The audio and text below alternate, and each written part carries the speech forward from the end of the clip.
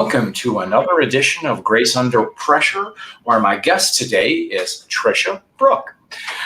Grace Under Pressure is the show that deals with what's often called the soft stuff, the caring, the commitment, the compassion we show toward one another's. And when you do it as a leader, as you will learn that Tricia is, you do it to bring people together for common cause, and you energize them for positive action. Welcome to the show, Tricia Brouk. It's my honor to have you today. John, thank you so much for having me. I'm so excited to be here with you today. Well, great. I want to tell everybody all about you. This is a big deal for me. I'm hoping, folks, this could be my big break. So Tricia is an international award-winning director. She's worked in theater, film, and television for 3 decades. I think she started when she was a child actress. Her work included awarding of 2 musicals, both New York City. She's done a one-woman show, 4 documentaries. She's been nominated for Academy of Motion Pictures Arts and Science nominations. And before all that, I think she was a dancer. In addition to her work in the entertainment industry, she works with people to help them speak better, which is the topic of her book, The Influential Voice, which is we are going to talk about today. She's the executive producer of Speakers Who Dare and TEDx Lincoln Square. And now Big Talk Live. She's helped more than 50 speakers do that TEDx talk. That's way cool. She's also featured in a documentary called Big Stages, which highlights the transformation of doing theater stuff. And she's got a speaker salon, a whole bunch of stuff. And her new book, which is The Influential Voice, Saying What Influential Voice, Saying What You Mean for a Lasting Legacy, was #1 new release on Amazon in December 2020. So she lives in New York City with her husband, Joe Ricci, and their 2 cats. And her building, believe it or not, faces the Alvin Ailey Dance Theater. So she knows dance. Tricia, it is such a pleasure to have you on the show. Oh my goodness. Thank you so much for having me. And just a small correction, my documentaries were up for nomination for an Academy Award. They weren't actually nominated. And I say that because you never know what's possible. I never thought in a million years that I could be up for anything when it came to an Oscar. So just being up for nomination was equally as exciting for me as actually being nominated. So I just want to correct you there. It's pretty cool to me, and I'm sure to our guests. So Tricia, what inspired you to write your book, The Influential Voice? I had been asked to write a book, John, about public speaking. And I thought, yeah, I could probably write a book about public speaking. I really love having that ripple effect of supporting speakers in sharing their powerful messages and their stories. And I began shopping around a book about public speaking, and nobody was interested. And what I realized was that I wasn't either. I was not really interested in writing a book about public speaking. Therefore, it wasn't getting picked up by any agents or publishers. Got real clear on that. And then all of a sudden, everything in this country started happening in terms of social injustice and unrest. Ahmaud Arbery's murder came to light. Breonna Taylor was murdered. And then George Floyd was murdered.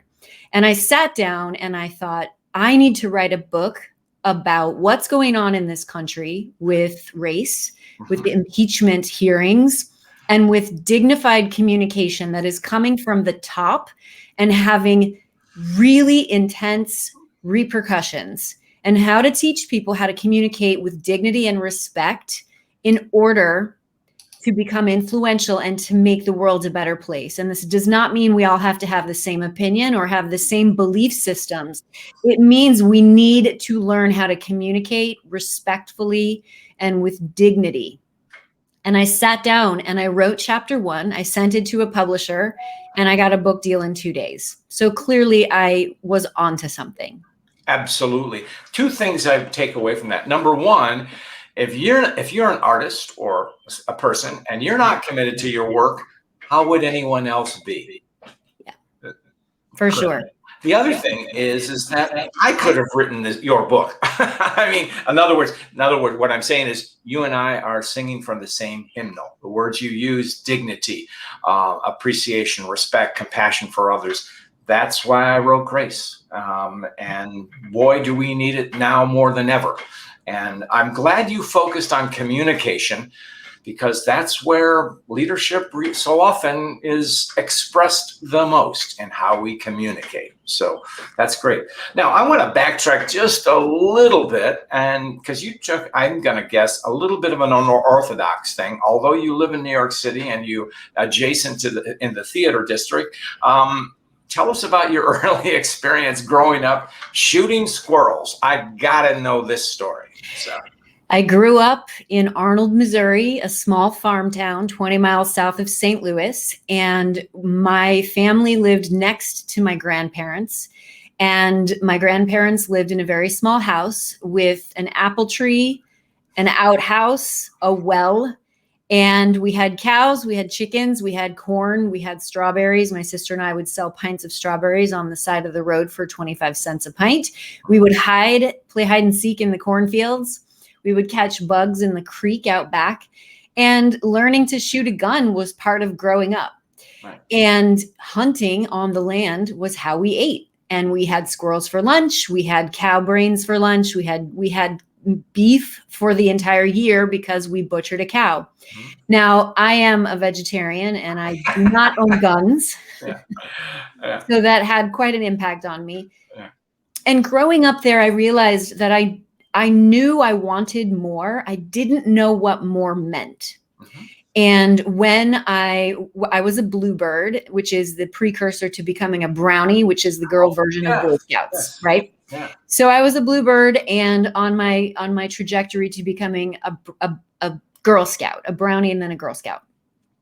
However, I saw my sister dance at a dance recital. My mother put her in dance class because she was very shy. She was 4 years old. Mm-hmm. And I went to the recital, and she was on stage dressed as a pink poodle doing tap dance.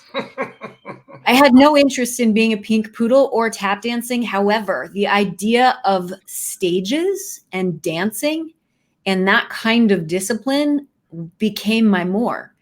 And I immediately gave up bluebirds and brownies and Girl Scouts and went to dance school.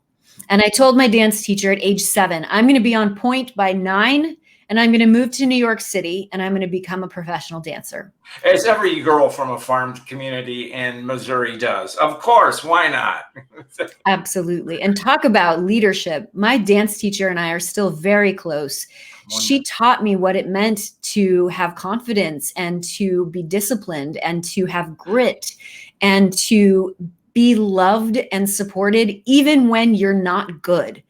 And so that's something that I learned from her. And she led me from being a 7-year-old dancer to moving to New York City at 20 years old and pursuing a career. And so we never know who is the influential voice in our lives until later. And she was clearly a massively influential voice in my life. That's such a wonderful story. And I'm glad you said not good, because when I, in my coaching practice, I often use the example of actors who are rejected for roles. Now, in their case, it's not because they're not good. It's because they're a type which is not what the director or is looking for. That doesn't mean they're rejecting you. Right.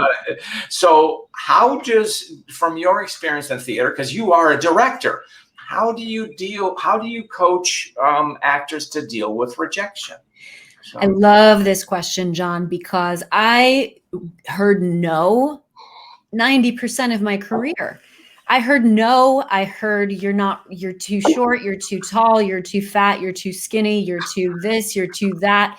You don't fit the costume. You're not ready to go on the road with us next week. All the things. There's a million reasons it's no. Yeah. But what I realized, and this is what I teach my speakers and my actors, is no means not yet.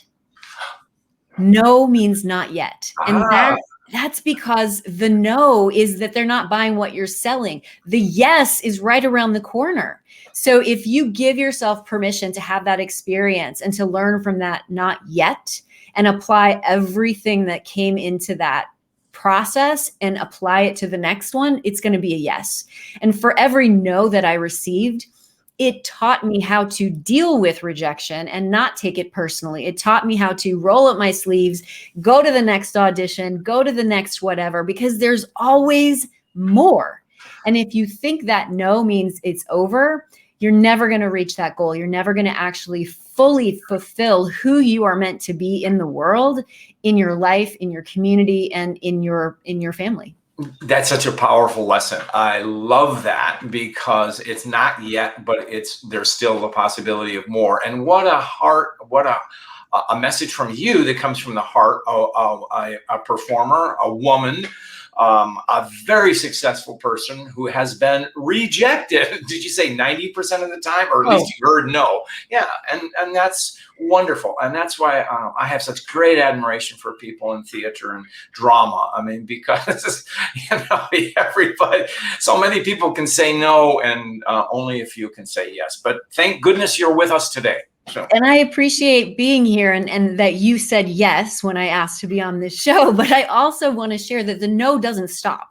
No matter what level of success you're at, the no's, the not yets, they keep coming. When I'm producing a new show, when I'm writing a new script, when I'm producing anything, I still hear no. And it's just like, okay, then there's something else that's waiting for me. There's another door that I need to build so that I can walk through it. Well, this gets to something that it's one of my favorite topics, and it's the imposter syndrome. You are successful, I'll say it, and you work with lots of successful people, talent, the best in the world. Okay, who among them suffers from the imposter syndrome, i.e., I don't really belong here? Oh my goodness. Okay, this is wonderful, because you would think that the late, great James Gandolfini, a good friend of mine, the amazing Kate Winslet, who has a fantastic series on right now called— It is brilliant. Yes, it's amazing. Mayor of Easttown. Mayor of Easttown. Susan Sarandon, Eddie Izzard, Steve Buscemi, Bobby Cannavale. These are great actors, masterful artists. When I was choreographing Romance and Cigarettes, John Turturro's feature film, which is fantastic, by the way, I go in as the choreographer and the dancer, and they are horrified. How could I dance? How could I learn a step? Like, the imposter syndrome that any actor or person has when you ask them to dance is so far exaggerated. It's like the most amazing, vulnerable, beautiful thing you could ever witness. And it was my job to create a safe space, a safe, profound, private, confidential container for them to be who they were as movers, as non-dancers who were dancing. And so that was probably the graduate school program of me being a coach, John, because I had to quickly teach them how to trust me and to be the silly, awkward dancer who was not afraid to look silly, so that they could embody their characters and their roles as dancers in this film. The imposter syndrome is real. We all have it. And if you don't, you're lying. Because well, I say, if you don't have it, there's something wrong with you, because you're an arrogant fool. That's very true. And it doesn't mean that you have to be paralyzed by imposter syndrome or self-doubt. It means, I am having the thought today, the day before my book drops, that it's terrible. That's very interesting. Yeah. No, and that's wonderful. And I like how you create this safe space for them. That's what great directors do. We hope that they do. So you have something called in your book, Wanted: Words, Wisdom, and Action. What does that mean for a speaker? So. For me, it means that what you have to say matters. And when you choose to speak it and be in action, only then can you have the impact that you desire. An influential voice is someone who has the thought, formulates it into complex, dignified, respectful, curious, courageous, and humble communication in order to have impact. If you're thinking the thoughts and you're in a void, or you're alone and you're never sharing the thoughts, it's impossible to be an influential voice. Now, along with that means you have to be willing to be criticized, to be unliked, to get feedback, unsolicited feedback from everyone and anyone. And that's why many people are afraid to actually speak their truth and to step into the role of being an influential voice. But I can promise you that if you are willing to be rejected, criticized, unliked, it's okay, because there's one person out there who's meant to hear from you, and you could potentially change and even save that one person's life. Isn't that a wonderful thought? Because so often, and this gets to another point you have, which is self-limitations and fear, is sometimes our greatest enemy ourselves, Tricia? So. For sure. If you don't believe your voice matters, and if you don't believe that your story, the way you tell it, could help someone, you're being selfish. And I say that with love, but you're being selfish. You're preventing that person from hearing from you. And this is something I'd like to highlight, John, is that there are no new ideas, and most everyone has had something similar happen to them. So if you're sharing your message of divorce and you think, well, divorce isn't really that bad, other people have gone through worse things, comparing yourself to someone else's tragedy, to someone else's trauma, that's going to get in the way. And that's a TED Talk that one of my speakers is currently doing right now, the comparison trap of trauma. But what I say is, if you are not sharing your powerful story and trusting that the way you tell it and that unique to you, that story could potentially help someone, you're preventing anyone from hearing from you. That's such a reassuring message. And there's a legendary story that Ken Blanchard, author of so many books, The 1 Minute Manager and many things, and he had a good friend, Spencer Johnson, who was a psychiatrist. And Spencer, I believe they co-authored a work together. I think it might have been 1 Minute Manager. And Spencer had this other idea, and he had told it many times, about 3 mice, hem and haw, and with the other one. And Ken said, you should put that down, write the book. And Spencer said, I don't want to write that. And then he said, Spencer, think how many people would benefit if you told that story. Well, mega million selling later, and that's true. We all have something to share that can help others. And that's what you do, help people get their voice out. So now there's something that prevents every speaker, especially in our times today, of reaching it, and it's called the noise. What does the noise mean, Tricia? For me, I think we experienced the noise dramatically in March of 2020. We were all at home and everyone went online. Everyone was on social media. Everyone was having virtual events. Everyone was having 5 o'clock cocktail hours, having parties. I mean, everything became noise. And what I think is so important is that listening is one of the biggest skills you can have as an influential voice, and that is silence. And being able to really listen and communicate when appropriate, not by turning up the volume, you have more impact. Okay. I love silence, and it's something that I do preach, but I'm going to switch it up. You're a dancer, originally a dancer, and you choreograph now. What role does silence play in dance? Silence plays a role in dance. Silence plays a role in screenplays. Silence plays a role on stage. When you can become comfortable with the silence and you understand the power of the silence and the stillness, you have become a masterful performer. If I'm on stage and I'm doing choreography and I'm not speaking, but you can hear my breath and you can hear my limbs moving through the air and you can hear the weight of my body on the floor as I land from a jump or I turn in a pirouette, you can still hear the action. You can still hear the impact of my physicality. And if I go through that and stop,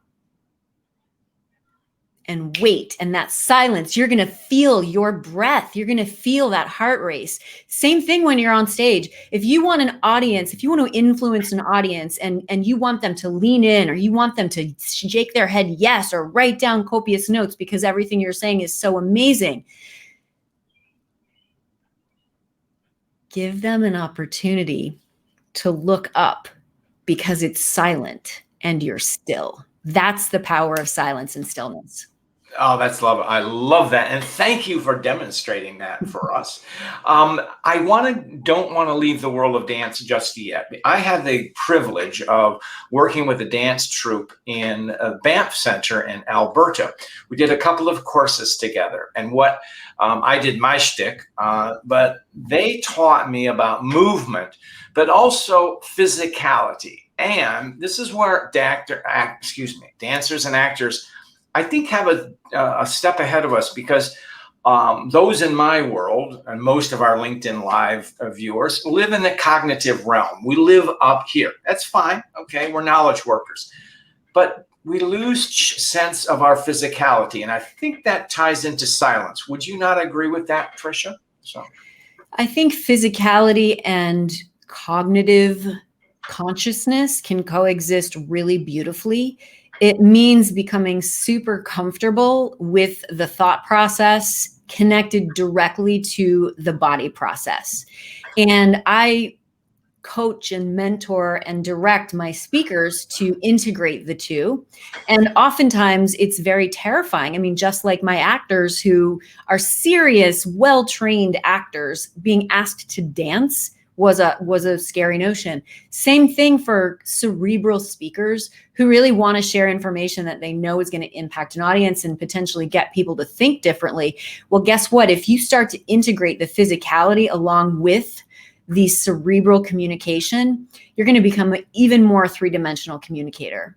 Yeah, that's great. I once saw Jim Collins, the great Jim Collins, the Good to Great, give a lecture like that. And his ideas are brilliant regardless. You can read them, but when he delivers them, he has mastered the art of the pause. And boy, do you resonate with that. And that is so powerful. So thank you. Now, something that, of course, I never suffered from at all, Tricia, just want you to know, that's fear on stage.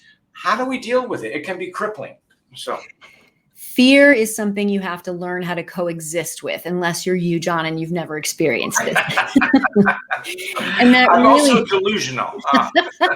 it really means understanding that when you are on stage alone in front of people, your body will physiologically betray you.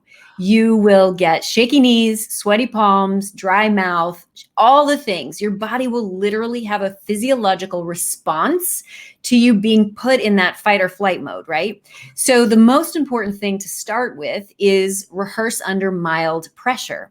Give your body an opportunity to go through that physiological response in front of a one person, your family member. So it's a safe space. You know that it's a tough audience. It's a tough audience. That's true, depending on who your family is.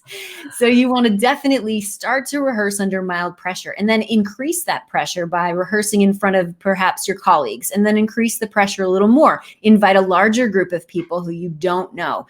That's going to give you the confidence-competence loop to trust that you won't faint, you won't die, you won't fall, all the things that we think is going to happen because of our negativity bias when we walk out on stage. The other thing that's really important is you can give yourself something to do in the rehearsal process so that you can trust you can actually get through delivering your speech and not have to think about how scared you're going to be. And I've done this with my speakers. One of my speakers, James Lucas, who talks about animal rights and animal cruelty. He's a vegan. He doesn't eat animal products, wear animal products, or go to any entertainment with animals. And he's also extremely shy. Beyond introvert, he's really shy. So he was grimacing. He was terrified. He couldn't get through his talk. So I put all this stuff on the stage: broom, bucket, music stand, chairs, anything I could think of. I put it on stage. It was a mess. And I said, clean the stage while you deliver the talk. As soon as I gave him something to do, he forgot about us and he delivered the most beautiful talk.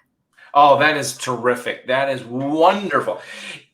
There's an old story, true or not, I think as an actor's studio, James Dean and Dennis Hopper, I believe, were classmates.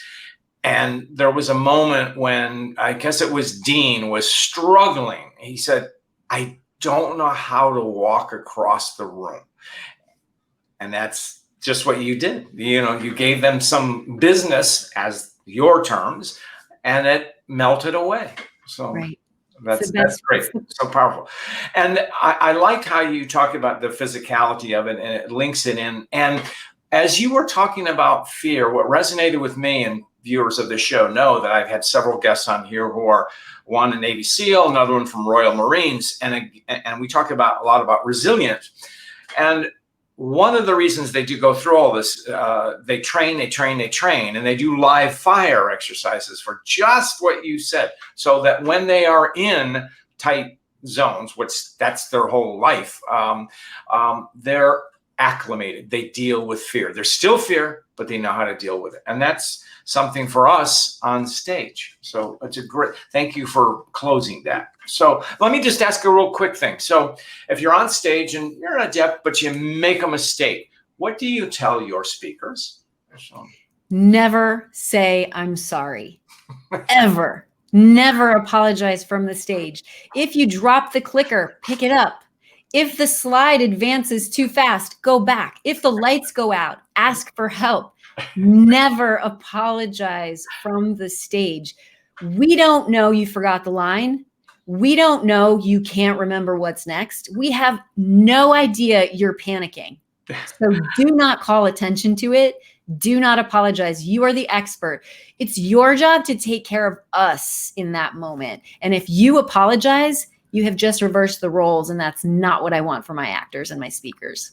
I love that you said your job is to take care of us. What a powerful thing. So when I'm on stage, and I love how you say this, you're my guest. I use the term guests. Do you agree with that? Yes, we are there giving you the gift of our attention and our time. You better return that gift and take care of us. It's not about me. It's about you in the seats. That's great. And I'll just brag for just a little minute here. Once upon a time, I was doing a panel. I was on a keynote and then a panel discussion, and I had the wireless mic with the pack. And I had to do a lot of sitting and standing for whatever that was the choreography.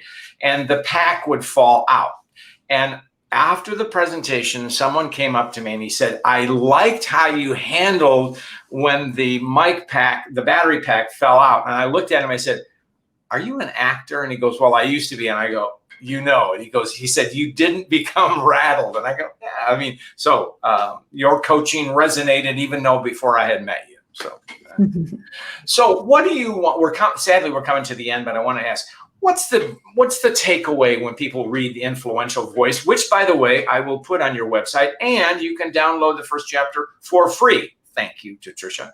So what's the one takeaway we should take away from it, Tricia? So. It's really my hope that anyone who reads the book, whether you are a parent influencing your kids, whether you're a teacher standing in front of your classroom, whether you're a CEO talking to your leaders, an author, a thought leader, an entrepreneur, everyone has the opportunity to be an influential voice and to say what you mean for lasting legacy. And when you understand the power of that and that your story and your voice matters, you can literally make the world a better place. So it's my hope that by reading this book, through the stories, my personal stories and the historical stories that I tell about influential voices, that you will literally step into that role, because we need you now more than ever. Now, what a brilliant piece of coaching. Now, before you go, and I ask every guest, do you have a story of grace you would like to share, Tricia? I would love to. March 13th, 2020, I was producing a live speaking event in New York City. We were in massive chaos and uncertainty in the country, but really intensely in New York City. We got hit pretty hard. And I had speakers who had been working on this event for 9 months. This was the Speakers Who Dare event, which replaced my TEDx Lincoln Square. So it was a big deal. And I remember thinking, what do I do? It's a live event and nobody knows what to do right now. So I remember taking a walk on a Sunday and thinking, I need to check my ego. I need to really sit with myself and make sure I am not making decisions based on my ego, my show, my et cetera, et cetera. And I also need to honor that these speakers have something really important to say, and the world might need to hear from them right now. So I took a walk and I thought, okay, how do I make this happen safely, in integrity, and in order to give back to the globe right now, who is in absolute panic, chaos, and uncertainty. And I thought, oh, wait a minute, I'm a filmmaker. I can ask all my speakers to stay safely at home where they are. I can give them direction on how to shoot the scene, and I'll edit it together and we'll live stream it. So instead of 150 people at the Triad Theater in New York City, we live streamed to 150 countries. And that was one of the most life-changing experiences, because every speaker got to watch themselves live while being on a separate Zoom call and talking to each other in the chat safely from home and inspiring the world during a time of absolute uncertainty. That was one of the most life-changing experiences. And I would say that was my grace story, John. It's a beautiful story, because the operative principle of that was not you, it was them, my speakers, whom you have been coaching and working with for so many months. Beautiful story. Tricia, how can people find you? You can find me at triciabrouk.com. I am on Instagram, LinkedIn, Facebook, and the free chapter of the influential voice book.com/chapter. Great. You have been a terrific guest, and thank you. And with that, we'll close. So.